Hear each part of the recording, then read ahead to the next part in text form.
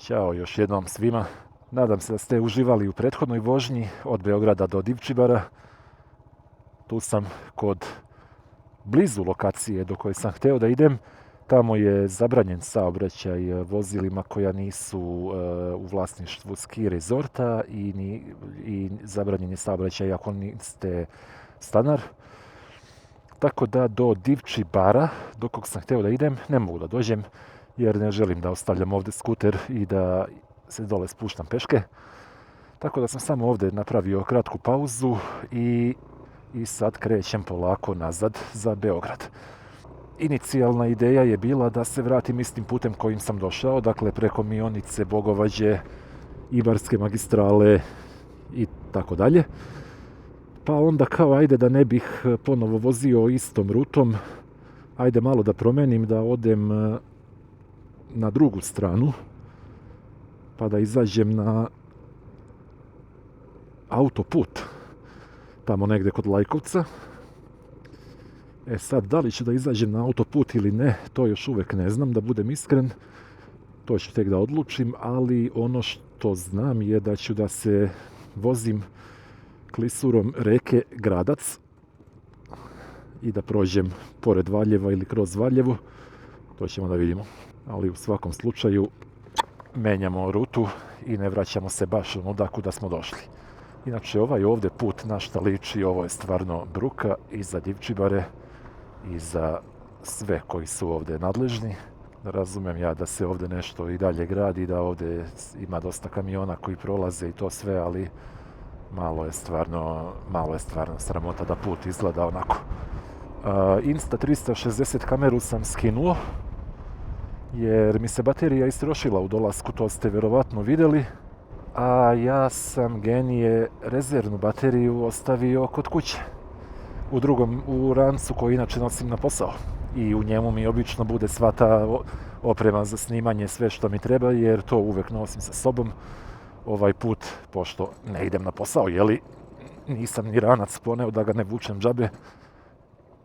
I onda baterija je ostala u njemu neplanirano. Tako da u ovoj vožnji u povratku nećete me gledati, nažalost, ili na sreću. Morat ćemo da se zadovoljimo jednom kamerom koja upravo sad snima, ukoliko prođemo u jednom delu ovaj deo puta.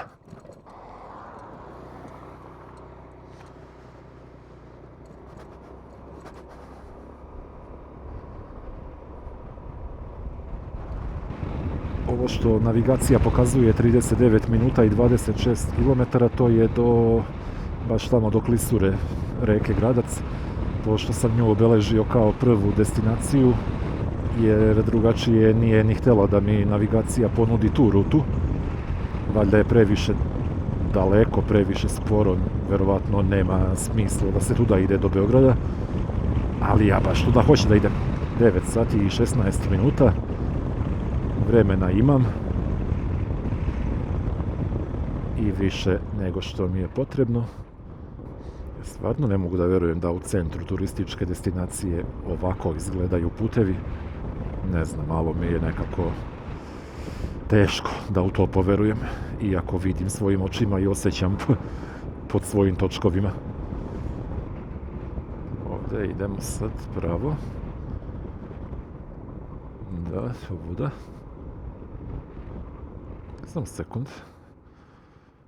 Samo sekund. Imam utisak da bi odavde bio lep pogled i da bih mogao jednu lepu sliku da napravim. Sad ćemo da vidimo. Pre nego što krenemo dalje. I to baš ovde. Ne bojte se, neću da sletim.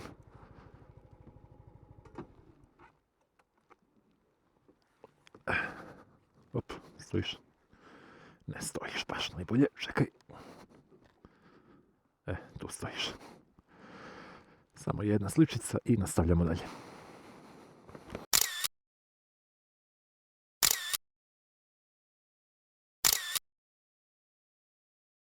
Evo malo da vam snimim i kamerom čisto da vidite kakav je pogled.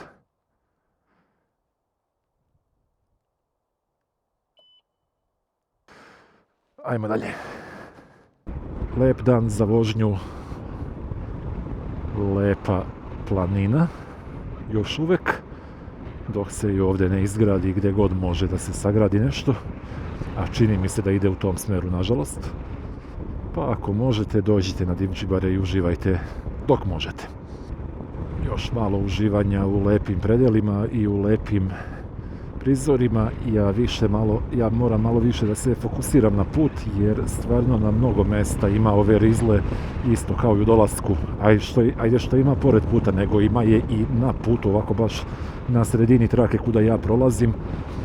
I onda stvarno moram da budem prisutan u svakom trenutku, nema gledanja levo desno, tako da vi šta vidite na snimku vidjeli ste.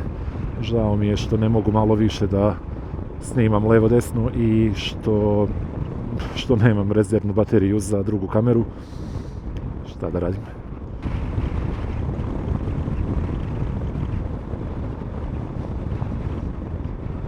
Šteta baš zbog ove rizle na putu. Lep je put, može da se jako lepo vozi ovdje, lepe su krivine, ali džabe. Nije mi uopšte do zezanja i do rizikovanja. Neću da napravim sebi problem. Bitnije je stići kući nego previše uživati u vožnji. Nadam se da se slažete sa mnom. Ako se ne slažete i to je okej. Ja tako razmišljam i tako vozim. Žabe, ne smijem da ga nagnem. Samo gledam gdje će da mi iskliza. Možda se ja previše plašim, previše sam oprezan, možda za to nema potrebe. Možda ovo uopšte nije toliko strašno, ali ne znam, ne želim da rizikujem.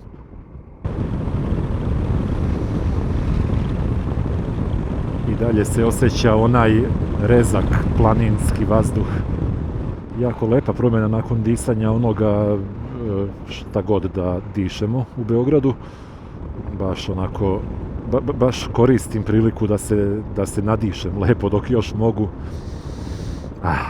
I dok ne izađem iz ovih četinara, iz ovog predela.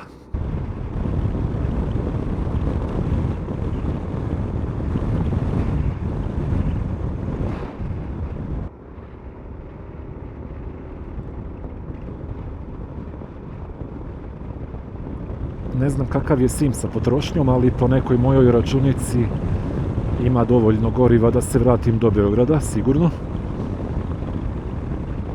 Pa ću onda tako negdje u Beogradu, verovatno na Belim vodama, na Nisu, da ga napunim i da izračunam potrošnju. Ne bi trebalo da je preko 3,2, ali vidjet ćemo. Ovaj režim vožnje mu savršeno prija i mislim da je i potrošnja jako, jako niska.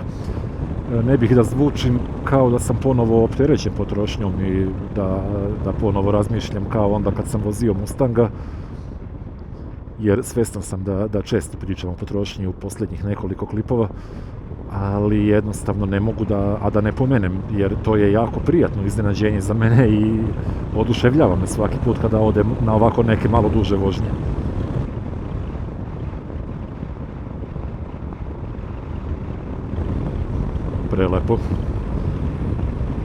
Prelepo, samo da je put malo čistiji, bilo bi sjajno, pa da lepo može da se opusti čovjek i da vozi.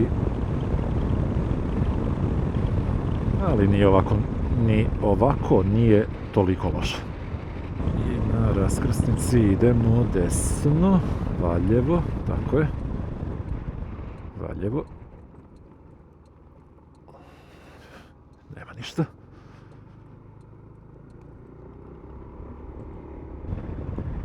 Ovdje se vidi da će biti malo lošiji put, bar u desnoj traci, ali jako zanimljiv put. I opet kažem, šteta što je asfalt ovakav. Uskraćeni smo za jako, jako veliko uživanje. Preporučena brzina 30. Ok. Preporuka primljena k znanju odbija se.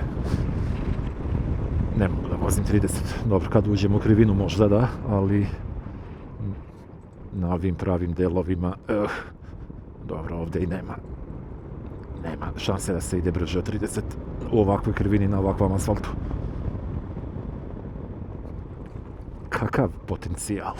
Kakav potencijal za jedan fenomenalan put koji bi toliko bio popularan među bajkerima, a vidi na što liči. Sad ni da ga pretičem, ni da ga... Aj sad čekat ću bar da prođem ovu krivinu, pa onda... Joj, na šta liči asfalt, da li je ovo normalno?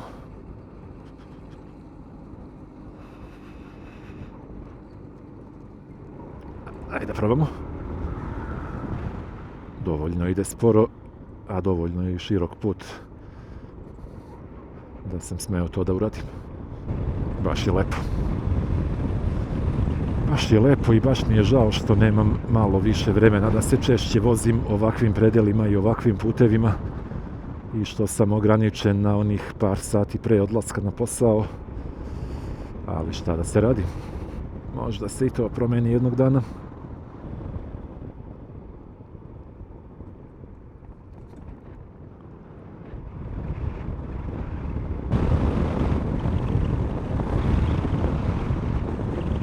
Jedan od razloga zašto ne vozim previše brzo i žustro po ovim krivinama je taj što osjećam koliko je hladno na polju. Svestan sam da je asfalt mnogo hladan, moje gume verovatno hladnije nego što bi bilo idealno. I zato mislim da nije baš idealno vreme, ni vreme doba dana, ni doba godine da se previše opuštam u krivinama. Čak i da je asfalt bolji nego što jeste,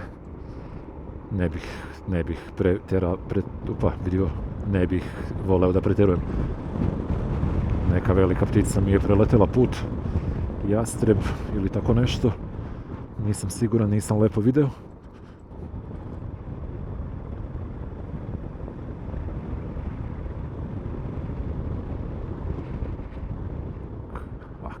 Uživanje ovdje je bilo voziti samo da je asfalt normalan.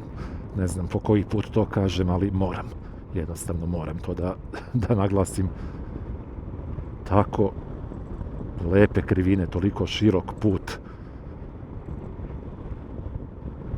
a podloga katastrofa.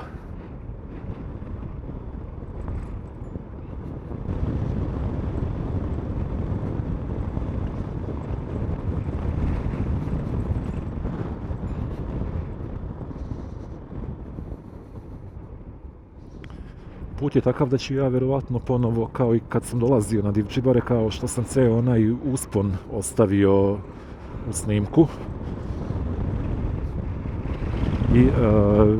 I isto tako ću i ceo ovaj spust da ostavim, jer smatram da je jako zanimljivo gledati. Čak i pri ovim mojim brzinama, da ima vas koji biste u tome mogli da uživate. I znam da malo rizikujem, znam da video može da bude predugačak zbog toga, ali jednostavno ovo, ja mislim da će biti jedan od najlepših delova ove današnje ture. I ne želim da uopšte mnogo toga izbacim i sečem.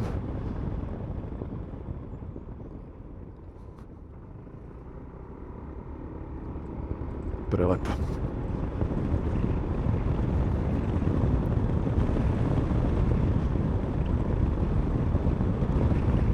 I eto, drago mi je što sam ovuda krenuo na ovu stranu i drago mi je što sam otkrio i ovaj put.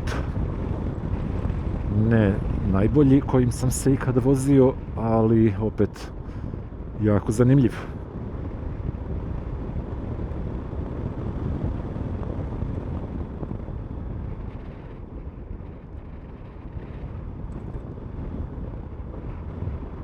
Ponovo preporuka da se vozi 30, a pogledajte ako vidite na mapi šta nas čeka, kakav put. Eno ga napred kamenolom neki, tako da još je zanimljiva kućica. kamenolom, a kad vidite kamenolom to znači da put koji prolazi tuda može da bude dosta prašnjav, pa malo obratite pažnju kako vozite.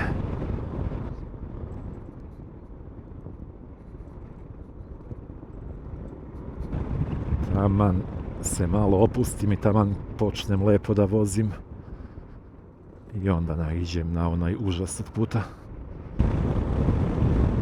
Ali dobro, ovakav put vas tera da budete maksimalno fokusirani i da samo o tome razmišljate. I kao što sam već mnogo puta rekao u svojim klipovima, ako imate neke životne probleme i nešto što vas muči, što vam je u glavi non stop, samo sedite na motor i provozajte se ovako nekim putem, ima da zaboravite na sve, makar na ovih pola sata ili koliko već traje vožnja. Sad već izgleda da je malo bolji put, mnogo je bolji put i mnogo je lep i dalje.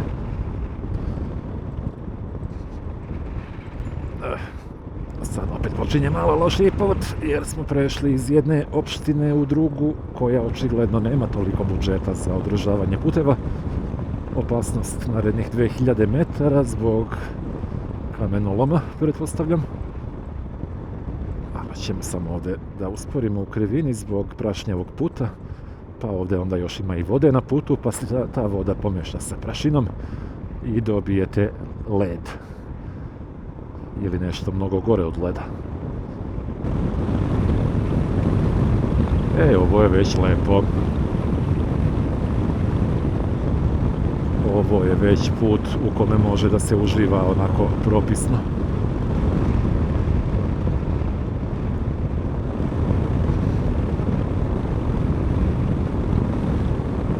Ali ovo je nevjerovatno. Ide ovako jedan sjajan deo puta, sjajan asfalt, i onda ponovo nailazimo na ovakav jedan deo koji je sav razdrndan i uništen i gdje ima više zakrpa nego originalnog puta koji je tu nekada bio. Pa će onda za par stotina metara vjerovatno ponovo krenuti opet neki sjajan put. I tako, dok ne poludite. I opet kažem, koliko bi ovdje bilo lepo voziti samo kad bi asfalt bio normalan. Ali dobro, sad smo bar ustanovili da kuda god da pokušate da priđete i da dođete do Divčibara, neće biti baš neko uživanje. Super mi je što mi po ovim neravninama ovo zvonce samo zvoni. Zli jezdici bi rekli, okačila mi žena zvonce da zna gde sam kad se vozim.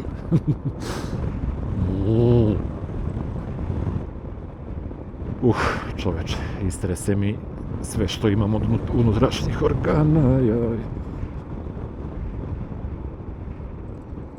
Samo da vidimo kakav je put, može.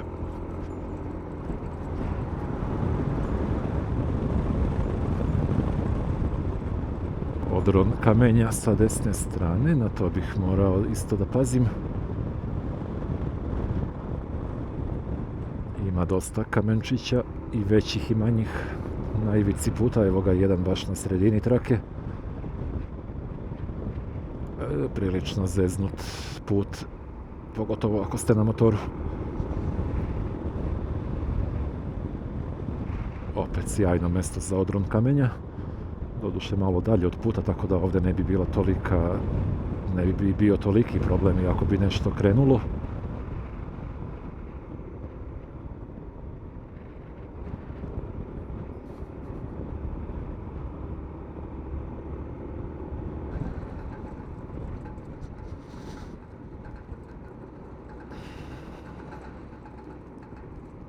Vidiš sad, ja i da hoću da ga preteknem ovdje gdje je recimo isprekidana linija, ne mogu, jer on vozi levom trakom.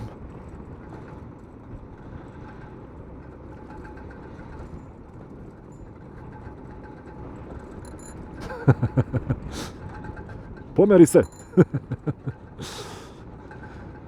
Bolje da ja držim ovaj korman lepo i da se ne glupiram mnogo.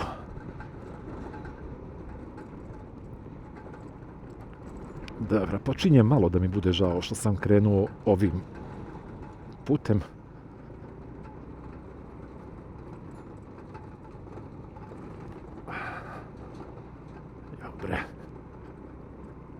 hvala, divan si.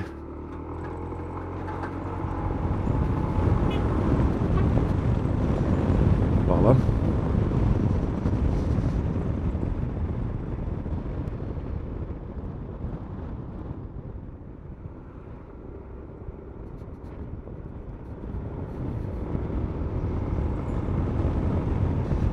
Sto metara dobrog puta, kilometar katastrofe. 100 metara dobrog puta, kilometar katastrofe i tako u krug. Ono što mora da se prizna je da je ovo jedna od zanimljivijih vožnji koje sam imao. Dinamičnijih i zanimljivijih. Ne baš najbolji put, ali jako lepi predeli, jako zanimljiv put, zanimljive krivine. Traži se pažnja, traži se fokus. Ne može da se vozi sa pola mozga. A to je ponekad jako dobra stvar.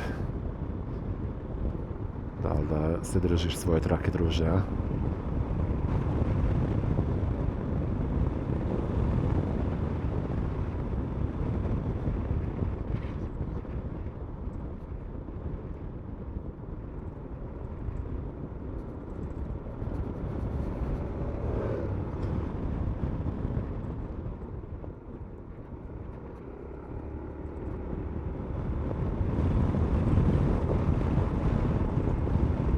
Sad samo da me...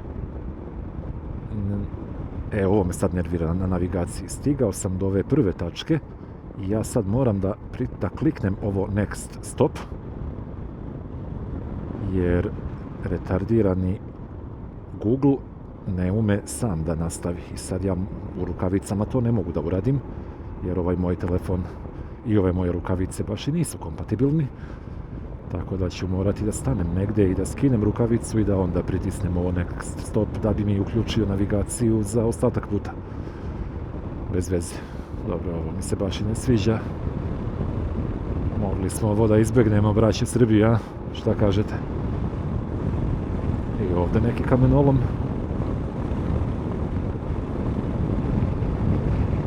Dok ne pojedemo sve planine koje imamo i sva brda. Ćemo da isečemo krivinu, ništa specijalno.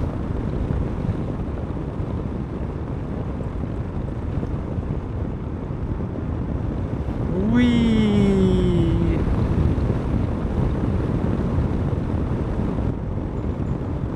Opa, gdje ćeš? Ovakav put i ovakav asfalt treba da bude svuda. Ovdje.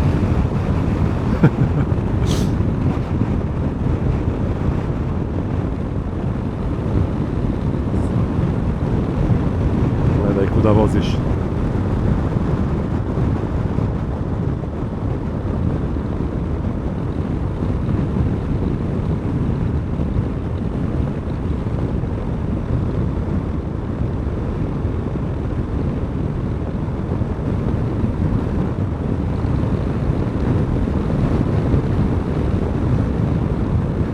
Ide mi čovjek u susret i vezuje pojas.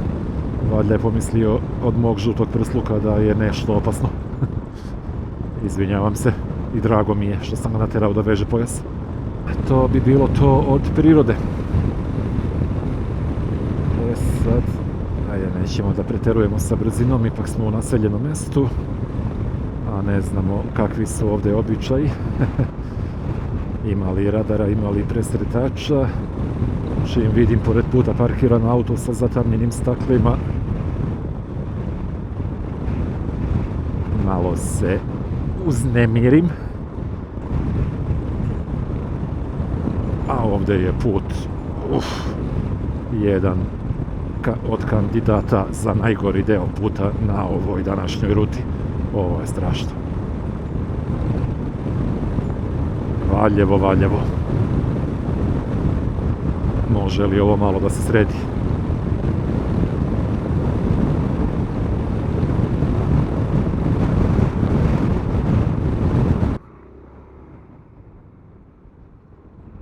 Beograd desno, Šabac desno. Dobro, ne planiram Šabac, bar ne danas, ali jednog dana, što da ne. Ja ovdje mogu da obiđem sa desne strane, jel tako?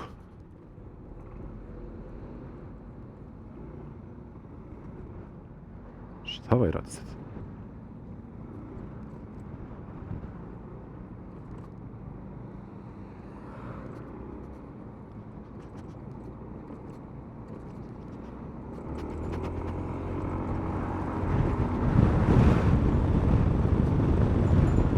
Ne znam šta radi. Ne zna ni on gdje je krenuo. Kreće vetar. Pogledaj ovo, pogledaj ovo. Pogledaj. Ne, ovdje idemo pravo, ili tako? Ne idemo desno. Ne idemo desno. Beograd ovamo. Sad, da li ide voz i da li radi rampa, to je uvijek lutrija u Srbiji. Nema ništa, super. Ovdje ćemo da se provučemo jer nećemo da čekamo u koloni. Dobro, izlazimo na put od Valjeva prema Lajkovcu. Moram da navedem Lajkovac kao neko bitno mjesto, jel da? Kako drugačije da vam objasnim gdje idem. Crna Škoda Superb, ako ja lepo vidim ispred nas. Da li je presretač ili nije, saznaćemo uskoro. Ja pojma nemam ni koliko je ograničenje ovdje. Ja vozim 71. Ograničenje je 70, dobro, ok. Napuštamo Valjevo i idemo dalje. Definitivno nije.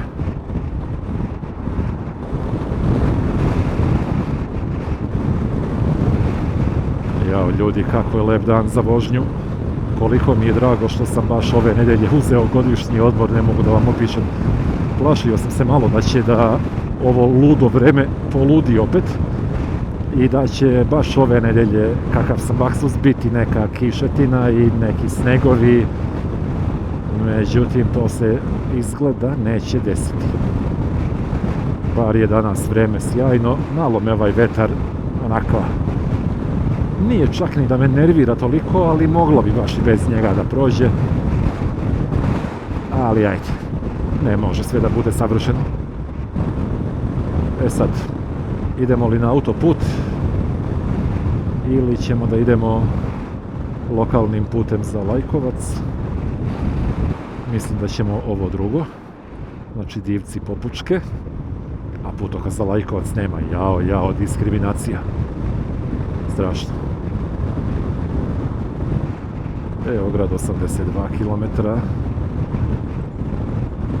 Ako ste gledali onaj moj stari snimak sa Mustangom kada sam išao do Valjeva i nazad, ovuda sam se baš vraćao i iz nekog razloga mi mikrofon uopšte nije registrovao zvuk u povratku. Tako da je bila potpuna tišina na snimku i onda sam ja tu snimio neku svoju naraciju preko tog snimka. To je još iz onog perioda kada sam imao probleme sa kombinacijom mikrofona i napajanja koji idu istovremeno u Media Mod. Ti problemi su rešeni kupovinom ovog posebnog snimača zvuka za mikrofon.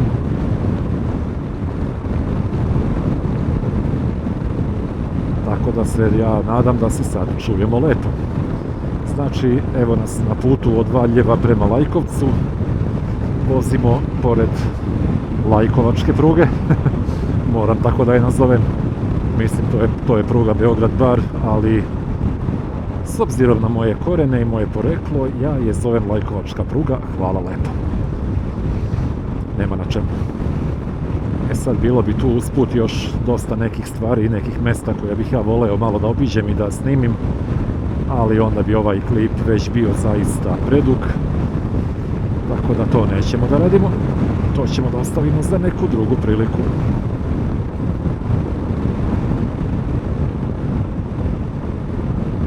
Kamenčina na putu. Dakle, li se stvorio, pojma nemam. Desno je sportski aerodrom Divci. Trenutno nema ništa od aviona. Niko ne sleće, niko ne poleće, ali tu je. Eto. mala zanimljivost. I ulazimo u mjesto Divci. I ne, Vlade Divac nije odavde, ako ste to htjeli da pitate. Ovdje je skretanje desno za Mionicu i to je bila jedna od onih ruta koja je bila kandidat za današnju vožnju. U dolasku iz Beograda, da idem magistralom, da skrenem desno u Ćelijama, da prođem Lajkovac i onda ovdje da skrenem na ovaj put prema Mionici i dalje na Divčibare. Ali nevjerovatno mi je da nigde nema putokaza za Divčibare. Ni na magistrali, ni ovdje na ovom putu. To mi je malo onako... A, evo ima iza tabla kad se ide u ovom smjeru od Lajkovca. Dobro, onda okej. Dobra stvar ovog autoputa je što je sad ovaj lokalni put baš rasterećen. I sad ovdje konačno može normalno da se vozi.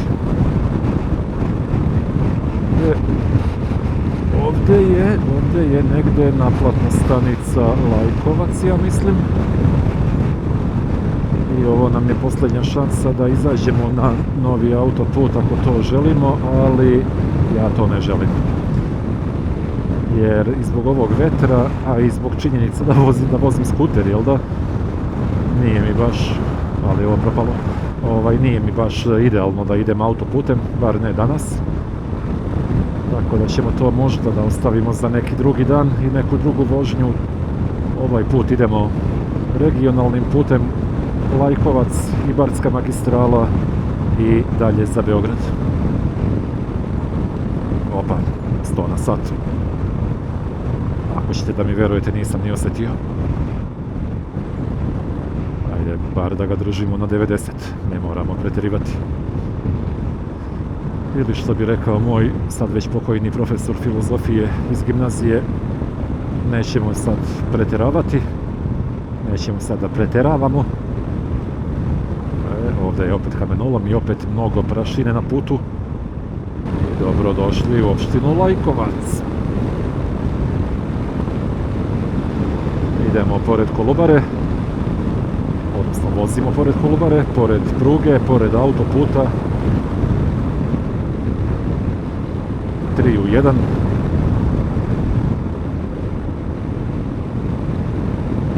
I vozimo prilično dobrim regionalnim putem, opet nije savršen, nije baš najbolji asfalt kojim sam ikada vozio, ali skroz zadovoljavajuće da može da se vozi 80-90.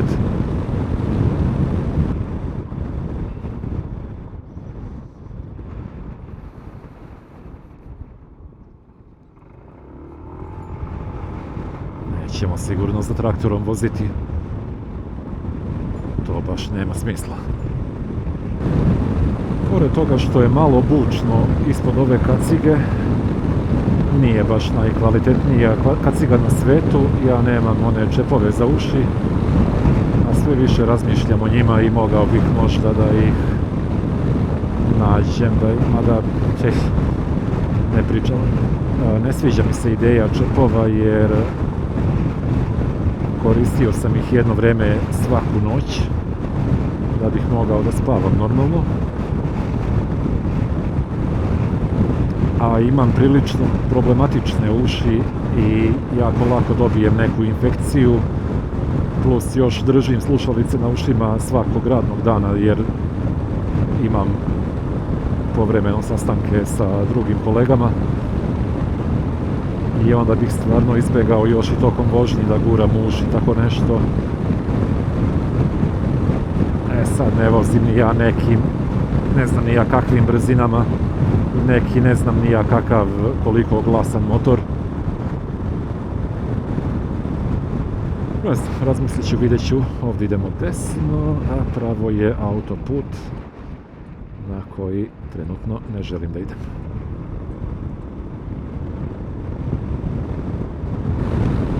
Izlazimo iz sela Nepričava, ulazimo u selo Rupi Breza.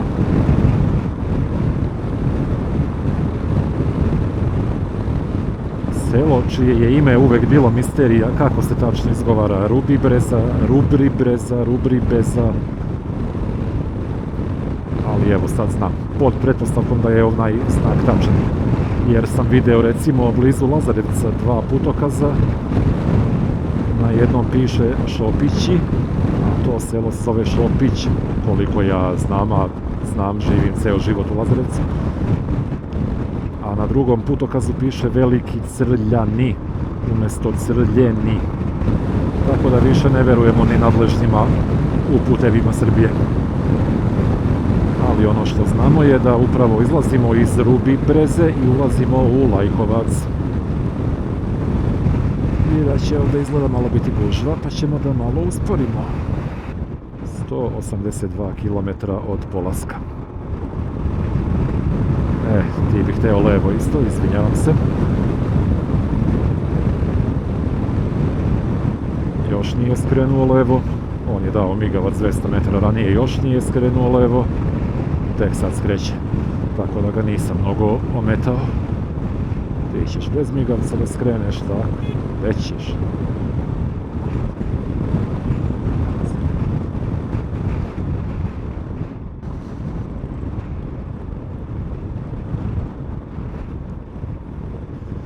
Ovaj deo puta kroz Lajkovac baš i nije najsrećnije urađen.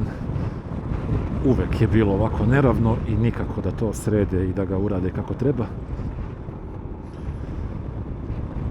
Železnička stanica. Iza vidite građevinu koja se zove buzometar. Zašto buzometar i šta to znači? Mislim da to niko ne zna. Tamo ako vidite lepo, ne mogu sad da se okrećem. To je, koliko ja znam, bio vodotoranj. Nastavit ću priču, inače ovdje je lokomotiva onog voza Ćira koji je nekada davno saobraćao. Sada stoji tu kao muzejski eksponat. Dugo je stajala na železničkoj stanici i propadala. I onda su je malo sredili i stavili ovdje. Da, onaj buzometar je, koliko ja znam, bio vodotoranj i čini mi se da je sagrađen negde, da li posle Prvog svjetskog rata, pa je u Drugom svjetskom ratu uništen, pa je ponovo sagrađen, čak mislim da su ga Nemci sagradili ili tako nešto. Nisam skroz siguran, morat ću da provjerim pa ću napisati na ekranu ako sam pogrešio i ispravit ću samog sebe. I od tad stoji tu, izgubio je odavno naravno svoju funkciju, više je onako kao vizuelna atrakcija. Ne može čak ni da se tu nešto priđe, ni da se uđe, znam da je jako dugo bio onako baš zarastao, u korovu je bio i ono baš je bilo ružno gledati da tako neka zanimljiva građevina tako propada i da je toliko zapuštena. Sad pitanje je šta bi s tim moglo se uraditi, da li je uopšte izvodljivo da se neko popne gore, koliko je bezbedno, da li to može da se otvori kao nešto, neka turistička lokacija, da odozgo može da se, ne znam ja, da se neko slika, da pravi panoramu, nemam pojma, ali eto, šteta, kažem šteta što je u lošem stanju. S obzirom na to da mi je baterija pala na ispod 50%, ja ću da na prvom sljedećem proširenju, a to je ovdje kod ove krivine, da stanem samo da isključim navigaciju, da isključim GPS. Da vam ispričam još jednu zanimljivost, ova krivina sad pravo ovdje ispred nas, gdje je ovaj kamion, mislim krivina kao krivina, jel da, ništa specijalno, jel tako? Ta krivina se smatra za oštru krivinu i znam da je, bar ranije, ne znam da li još uvek tu postoje oni znaci za oštru krivinu, one crno-bele table. Kad sam bio klinac i kad smo iz Lazarevca išli kod babe i dede u Lajkovac, uvek sam na toj krivini pitao oca i majku šta znači ti znaci i oni su mi rekli to je oštra krivina. Ja i dan danas ovu ovdje krivinu zovem oštra krivina. Kada nešto onako interno pričamo i kada objašnjavamo jedni drugima neke stvari, evo vidite i ove znake, znači te table, na to sam mislio i kažem, ovo je za mene oštra krivina, sve druge krivine su samo krivine, ali ova ovdje je oštra. Eto, mala zanimljivost iz mog života, iz moje glave, koja verovatno nikom drugom nije interesantna nego samo meni. ali kao što rekoh, bitno je da je meni lepo i da je meni zanimljivo sa samim sobom, a za ostale ćemo lako. Kolobara.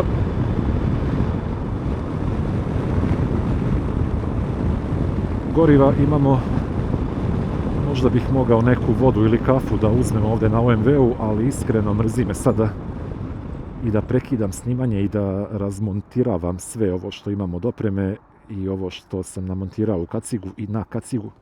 Gdje ćeš bre nazad?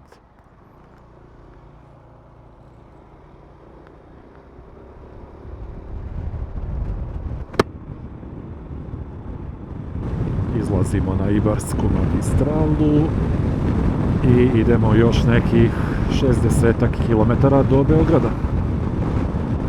Pruga Beograd-Bar ili Lazarevac-Lajkovac, da budemo malo precizniji. Sad je baš zaduvalo, sada duva sa desne strane. Biće ovo zanimljiva vožnja magistralom. Prolazimo i skretanje za Lazarevac ponovo. Sa leve strane jezero Očaga, inače popularna lokacija za motosupove.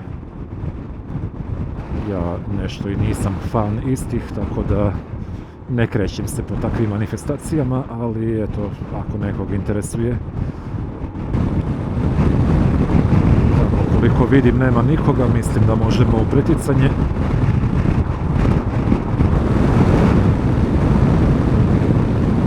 I da usput malo vodimo računa i o ograničenju.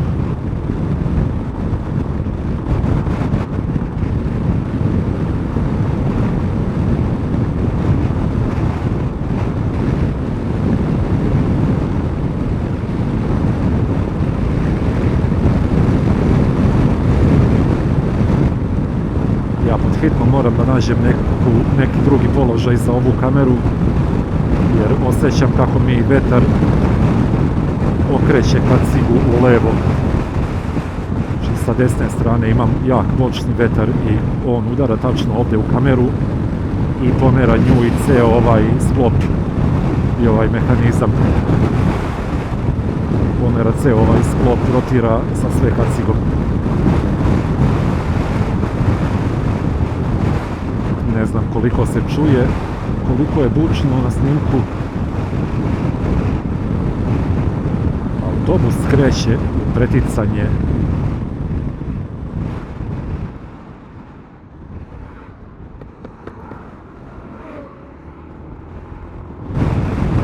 Ne znam stvarno šta reći. Ali pored dugog svetla i žutog prsluka treba da stavim neku naranđastu rotaciju gore na kacigu da bi me primetili na putu, stvarno nemam pojma. Nebitno, zaboravimo na budalu, idemo dalje. Eno ga voz.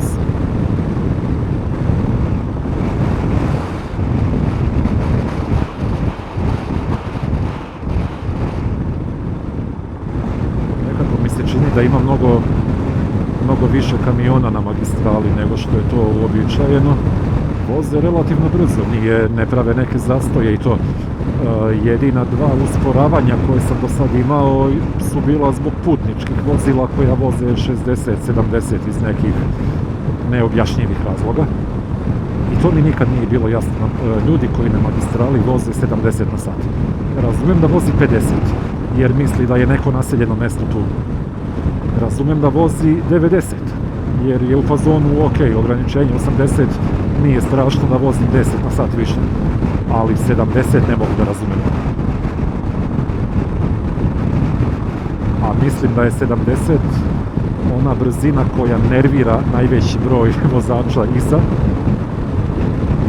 i koja ih tera da onda gledaju da pretiču u svakom mogućem trenutku i da dovode sebe u opasnost. Sad je tako zaduvalo sa desne strane da sam se ja pola metra pomerio u levo.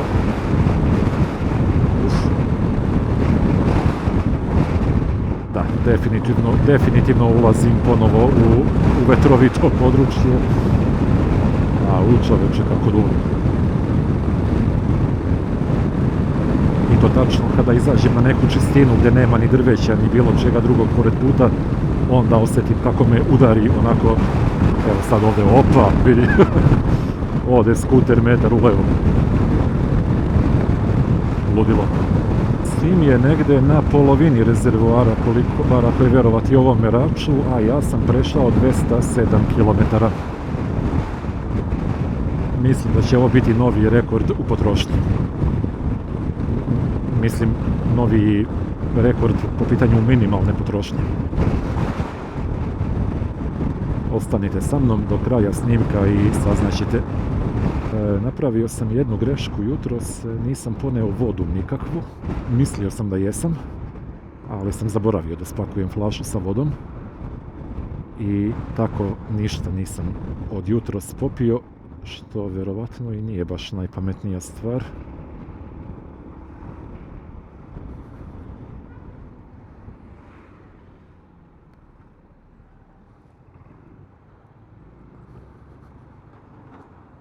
Ovo je bilo krajnje bezobrazno sa moje strane.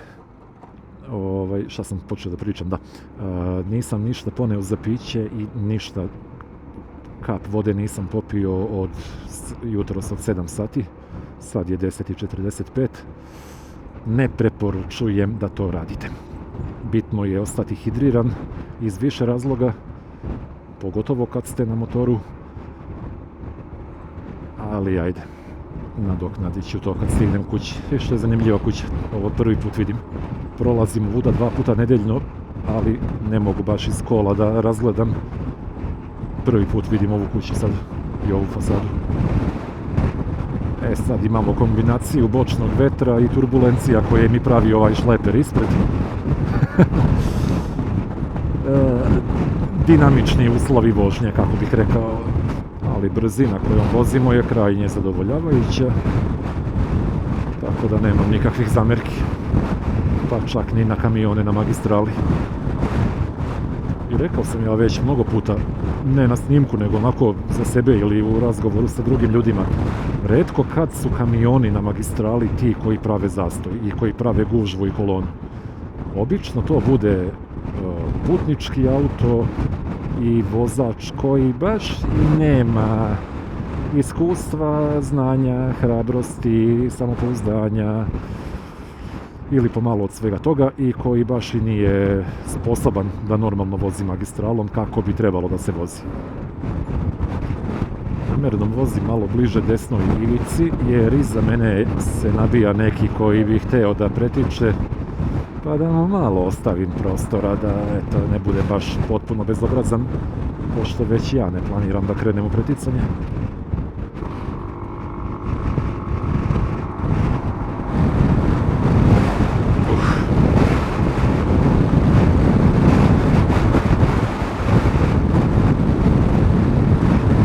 Kakav vetar, ljudi moji. Šta je ovo? Mislim, znam, mnogi od vas će sada kažu, ne znaš ti šta je vetar. Nisi ti vozio. I tako dalje. Naravno, svjestan sam toga. Ali za mene i za moje dosadašnje iskustvo ovo je ozbiljan vetar. Ne počinje baš previše da mi smeta, ali nervira onako, pomalo. Ajmo još jedno preticanje i nećemo više.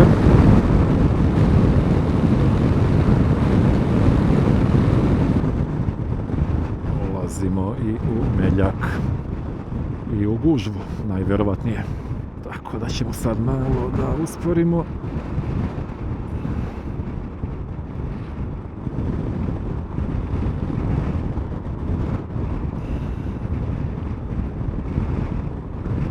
Malo razgibavanja, dok nije prekasno, dok se ne ukočim. Noge baš i ne mogu da nešto pružam mnogo i da razgibavam, nije baš da imam prostora ovdje. Ali malo čisto neki pokret da napravim, da promenim položaj jer vozim već prilično dugo bez pauze. Na napravio sam pauzu kad sam stigao na Divčibare, ali to je bilo možda 10-ak minuta i onda sam odmah nastavio nazad za Beograd. Ako imate u vidu da vozim od 7 jutro, sada evo 11 za neki minut, 4 sata skoro bez silaska sa skutera, nije baš pametno. Malo bi trebalo praviti pauze. Vidite, to je problem kad imate veliki rezervoar i dobru autonomiju, što vas skuter ne tera da stajete i da pravite pauze. Na Mustangu, brate, znalo se, sat vremena, 80 km, pumpa, gorivo, silazim, vraćam se, plaćam i onda kada već stanem da sipam gorivo, ajde da nešto popijem, pojedem, da malo prošetam. Jednostavno, skuter je brinuo o mom zdravlju. Boga mi, nije toliko zabrinut za mene. Baš njega briga da li se ja ukočio ili ne. Nisam se nešto mnogo ukočio, da budem iskren. Veći je problem, znači, skuter je potpuno ok. Veći problem je moje nepravilno držanje i moja kičma i moja leđa i to je ono na čemu treba da radim. Jer ja zbog toga sad malo osjećam bol u leđima, pošto sam onako prilično savijen bio tokom cele vožnje i to mi je napravilo problem. Skuter sam po sebi je potpuno ok. Evo nas nazad u Lipovici. Kad se sjetim prvi put kad sam Mustangom dolazio od ovde, pa i ovde sam tačno na ovom proširenju okrenuo i otišao nazad za Beograd. To mi je bila, ja mislim, prva vožnja magistralom. I to sam nazvao generalnom probom za put do, kako se zove mjesto na koje sam išao u koje sam išao na team building sa firmom Umčari. Trebalo je da idemo do Umčara i ja sam bio u fazonu, ok, ja idem skuterom. I video sam da jedan deo puta treba da pređe magistralom, tamo do skretanja za Rušan, na primjer. I onda sam razmišljao kako će to da izgleda, nikad ranije nisam bio na otvorenom putu sa Mustangom i onda sam jedan dan vozio tu do ovog proširenja u Lipovici i nazad, eto da isprobam čisto kako se Mustang ponaša na otvorenom putu na tim brzinama. Kad se sjetim sad nije smešno, ali to mi je tad bio doživljaj, adrenalin, ludilo. Dobri stari Mustang.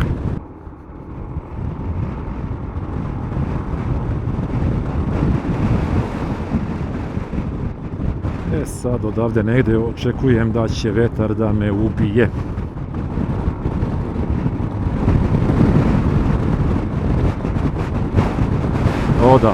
O da, evo ga, bočni vetar, tu je. Sreća, pa sam na skuteru od 200 kila, skoro. Da sam na Mustangu, oduvalo bi me tamo preko ograde na onu stranu puta. Lagan ulazak u Beograd. 75-80 na sat. Da budem iskren, prija mi, nakon onih 90-100 i onog vetra i buke, ovo mi sad super dođe da malo odmorim glavu i uši i mozak. Sad ubrzavamo, a?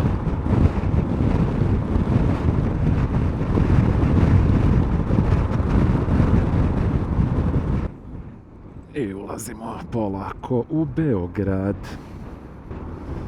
Imamo još 3 crte goriva. Mene živo zanima koliko bih mogao da se vozim i koliko bi me ovo još dugo odvelo.